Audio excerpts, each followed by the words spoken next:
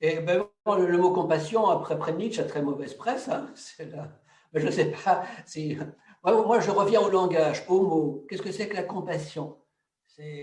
C'est pâtir, mais vous voyez, le mot passion, c'est à la fois un mot de pâtir, de passivité, mais en même temps, c'est un mot d'activité débordante. Quelqu'un qui est passionné, évidemment, il est tout pris par sa passion, etc. Et peut-être qu'il écrase les voisins. Mais cela à partir de subir un attrait.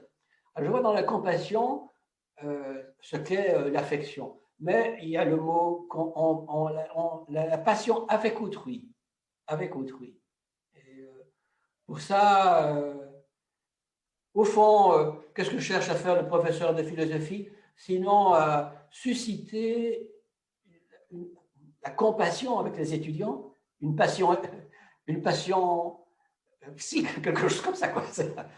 Non pas la passion de lire Kant, de lire Hegel, etc., mais la passion de la quête du vrai, et surtout le désir de ne pas se faire, d'arrêter trop vite cette quête, en regardant la réalité des hommes, en regardant le mal de la santé publique, comme on vit maintenant, le mal des personnes qui sont abandonnées, etc., et le mal de la guerre qui renaît à gauche, à droite, et je n'ai jamais beaucoup aimé la métaphysique de l'être. Je me rappelle, quand j'étais jeune étudiant, j'ai froissé mon professeur de métaphysique qui parlait, enfin, il faisait de métaphysique non pas systématique comme on faisait dans les séminaires, quoi, mais c'était à partir de Hegel, Kant, etc. Mais c'était toujours l'être. À ce moment, je dis, oh, moi, je suis fatigué de ce machin. C'était à l'époque de Gaulle qui parlait de l'ONU, ce machin, l'ONU.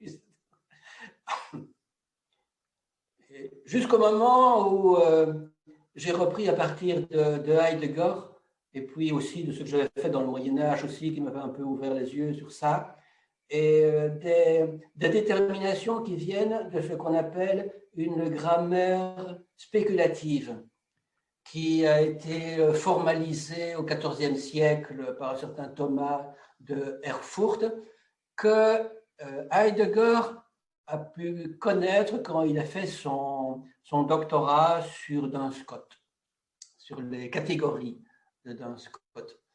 Alors, que dit cette grammaire spéculative?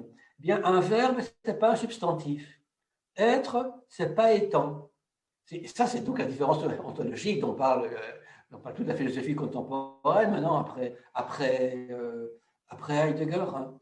Le verbe pose une action qui n'est pas une chose, qui n'est pas déterminable, mais qui se reconnaît dans sa propre fécondité comme un verbe se reconnaît quand il est indicatif, ou subjonctif, première personne, etc. Un verbe tout seul, ça ne signifie rien du tout. Eh bien, il ne signifie rien du tout si je n'aime pas, si tu n'aimes pas, si je ne suis pas aimé, etc. Les verbes à l'infinitif sont des réservoirs de possibilités. Et alors, le mot être, pour moi, alors arrive à avoir du sens. Il n'est pas, qu'est-ce que c'est que l'être? Ce machin. Bien, est-ce qu'il n'y a pas une origine qui est cette origine d'une fécondité maximum, qui n'a que cela à être l'origine. C'est pour ça d'ailleurs que je me suis, j'ai beaucoup intéressé aux thématiques de Jean-Luc Marion sur le don, la donation. J'avais fait aussi des articles comme ça, sur le pardon aussi, déjà en l'an 2000, etc. Après avoir lu les textes de Ricoeur dans Histoire et le texte de 2000 d'ailleurs, hein, de Histoire et pardon, je ne sais plus, le gros volume, c'est là. Ouais. Et là, il y a des thématiques qui rejoignent la thématique de la compassion. Il y a des thématiques qui consonnent dans notre lexique, disons comme ça, plus banal.